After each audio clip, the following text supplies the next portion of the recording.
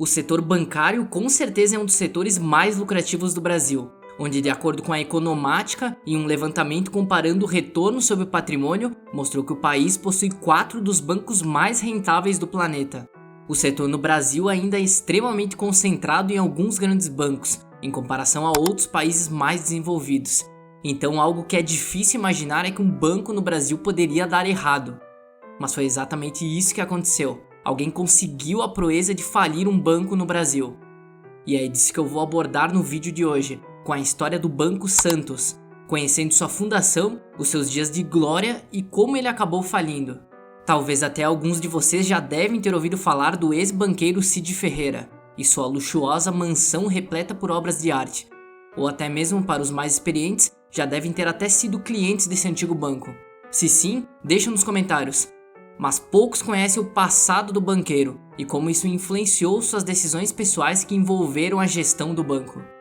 Mas antes do vídeo, se você também curte história, curiosidades, empresas e principalmente economia, curte o vídeo, se inscreve e ativa as notificações. Meu canal ainda é pequeno e toda a sua interação com o vídeo ajuda o YouTube a achar esse conteúdo relevante. Se puder deixar um comentário dizendo o que achou do vídeo e assistir outros vídeos do canal, me apoiaria bastante.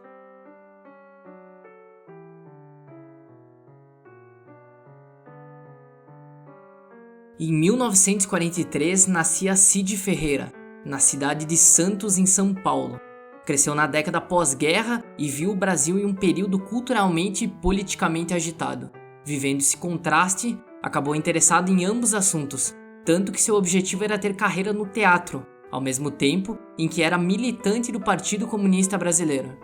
Ainda jovem, chegou a datilografar o manuscrito original da peça Barrela, do consagrado autor brasileiro Plínio Marcos, que como recompensa ao amigo Cid, chegou a presentear com uma participação na montagem do espetáculo da obra, que anos depois se tornou um marco na história da arte nacional.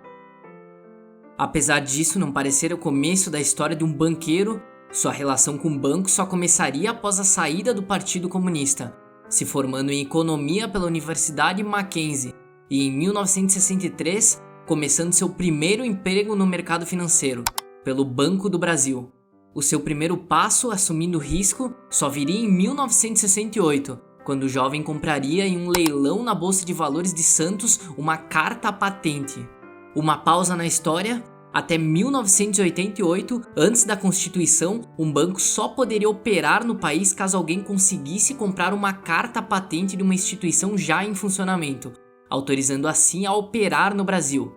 Essa lei foi alterada em 1988 e abriu o mercado, fazendo com que qualquer um que o Conselho Monetário Nacional considerasse idôneo e tivesse um patrimônio equivalente a 220% do valor investido previsto no negócio pudesse operar no país.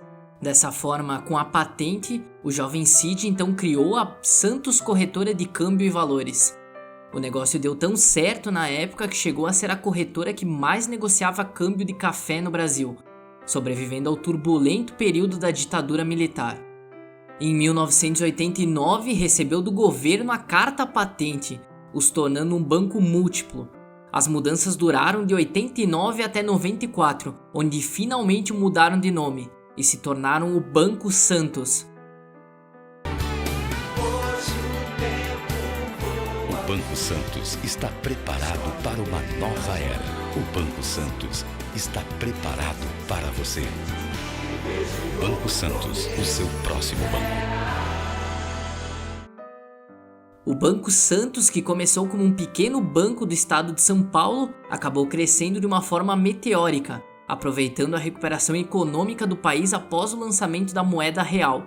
Assim, em pouco tempo já havia unidades no Rio de Janeiro, Belo Horizonte e Florianópolis, além de ter escritórios em outros 7 estados do país, ofertando todo tipo de serviço bancário, desde simples contas poupanças até serviços de banco de atacado para grandes empresas. O banco saiu da posição de 125º até se consolidar como o 7º maior banco do Brasil. O banqueiro chegou até ser condecorado com a Ordem do Mérito Militar pelo presidente Lula. Nesse momento, é claro, o Banco Santos vivia o seu auge e o posicionamento do banco ia de acordo com os desejos do Cid Ferreira. O seu talento para o mercado financeiro se dividia com sua paixão pela arte, fazendo do banco um dos maiores apoiadores culturais do país. Na época, o banco destinava investimentos milionários em patrocínios ao Teatro Municipal de São Paulo, para a Bienal, ao Museu de Arte do Rio e à Fundação Padre Anchieta, além de pagar incentivos para a realização de exposições de pinturas pela América Latina. Na vida pessoal, a arte também fazia o dia a dia do banqueiro, onde ele não economizava dinheiro nesse assunto, comprando todo o tipo de obra, desde quadros, grandes esculturas e monumentos. Chegou na época até mesmo ser presidente da Bienal de São Paulo e ter um acervo pessoal de itens chamado de Seed Collection, ao qual possuía mais de 10 mil artigos diferentes, com pinturas de Tarsila do Amaral, documentos originais de Dom Pedro II e até mesmo esculturas do escultor ítalo-brasileiro Victor Brecheret. O ápice do seu luxo foi a construção da sua icônica mansão, que nos anos 2000 todo brasileiro já tinha ouvido falar, localizada na cidade de São Paulo. A mansão possuía 5 andares, tendo piscina coberta e descoberta, academia própria, 2 bibliotecas, quadra de tênis, adega com mais de 5 mil rótulos de vinhos, 34 banheiros, 3 elevadores, um heliponto particular, tendo seu projeto arquitetônico feito por Rui Otaki e esculturas de Oscar Niemeyer.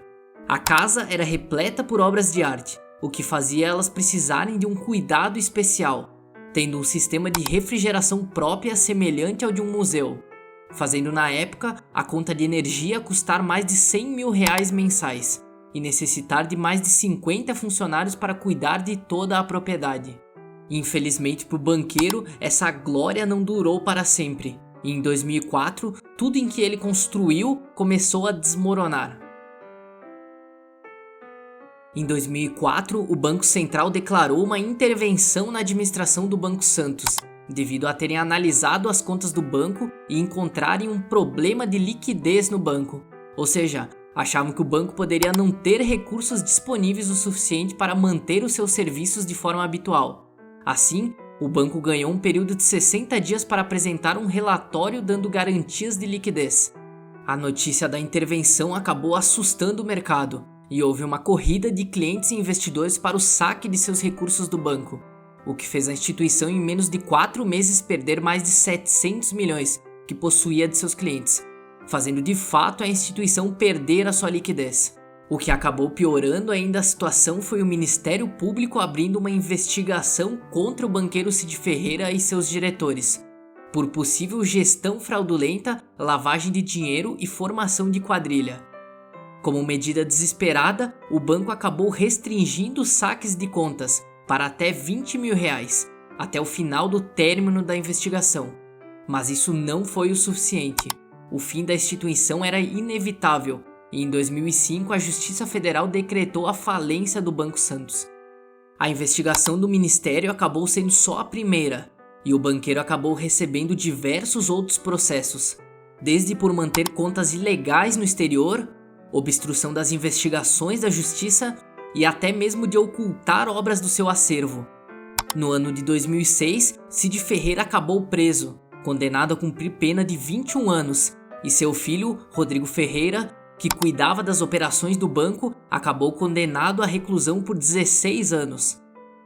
O ex-dono do Banco Santos é preso em São Paulo. Edemar Cid Ferreira, ex-dono do Banco Santos, foi preso no fim da manhã de hoje em sua casa, na capital paulista. Ele chegou acompanhado por advogados e sem algemas na carceragem da Superintendência da Polícia Federal. No final do mesmo ano, o ministro do STF, Gilmar Mendes, concedeu habeas corpus ao ex-banqueiro e seu filho. Porém, a situação que vieram encontrar ali fora já não era a mesma que tinham antes.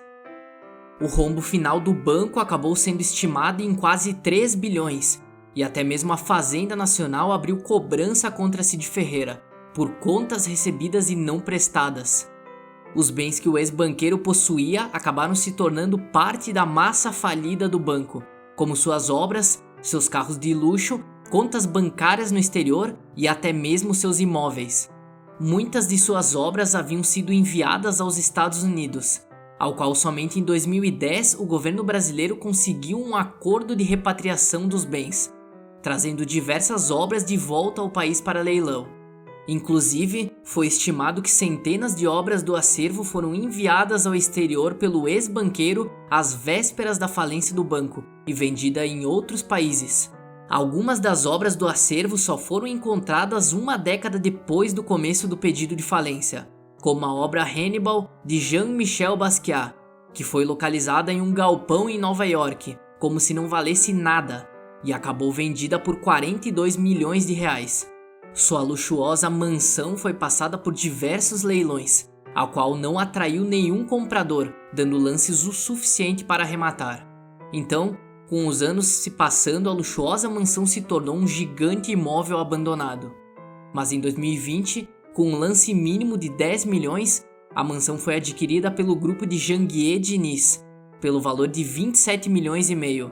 Valor pequeno se for considerar que o imóvel já chegou a ser avaliado em mais de 100 milhões e que o ex-banqueiro havia investido mais de 140 milhões na construção do mesmo. E o ex-banqueiro, que já teve a vida de um rei, acabou perdendo tudo e depois de sair da prisão precisou viver de favor com amigos. Inclusive, por um período morou de favor em uma casa na mesma rua da sua antiga mansão. Nos dias de hoje, ele vive com a ajuda dos filhos e amigos, morando em um apartamento simples alugado e tendo um HB20 de veículo.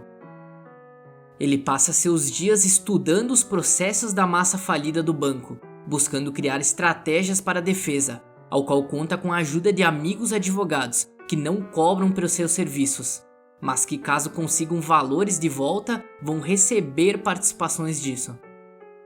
As tentativas de defesas buscam reaver valores bloqueados pela justiça, que ele estima que são superiores a 12 bilhões de reais.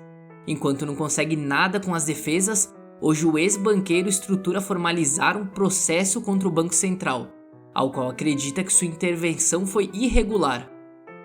O mesmo já falou em entrevistas que na época não havia rombo de liquidez no banco, que o rombo alegado pelo Banco Central era uma farsa, e que mesmo quando acusaram de falta de liquidez, ele tentou realizar uma operação de redesconto de 700 milhões, somente para manter seu caixa em dia.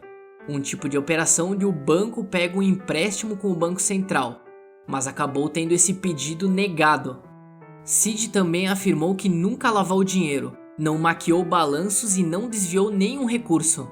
Inclusive, todo esse processo não protegeu os credores em nada, ou seja, aqueles que tinham valores com o banco, mas sim ajudou os devedores do banco, sendo que as grandes empresas realizaram falsas alegações contra o ex-banqueiro e ganharam processos contra o banco, podendo assim qualquer tipo de empresa saudável pagar com até 75% de desconto as suas dívidas originais com o banco. Quando o Vânio deu desconto de 2 bilhões para empresas como Odebrecht, CR Almeida, Delta Construtoras, CCE da Amazônia, ele quando deu desconto disto tudo daí, ele perdeu esse dinheiro.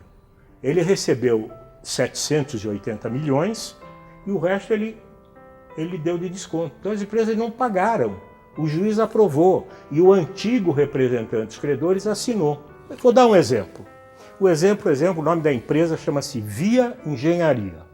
Essa Via Engenharia, segundo o Vânio, está lá no processo, deve 134 milhões de reais.